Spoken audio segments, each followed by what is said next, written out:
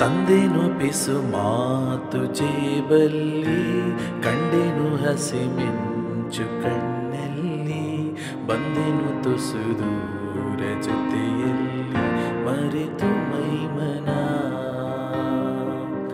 ನಿನ್ನ ಬೆರಳ ಹಿಡಿದು ನಾನು ನೀರ ಮೇಲೆ ಬರೆಯಲೇನು, ನಿನ್ನ ನೆರಳು ಸುಳಿಯುವಲ್ಲೂ ಹೂವ ತಂದು ಸುರಿಯಲೇನು, ನಂಬಿಕೂತ ಹುಮ್ಮ ನಾನು ನೀನು ಹೀಗೇನಾ,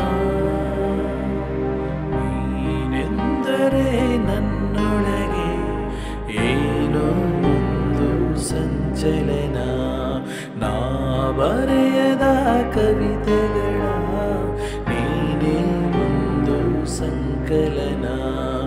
ಓ ಜೀವವೇ ಹೇಳಿಬಿಡು, ನಿನಗೂ ಕೂಡ ಹೀಗೇನಾ.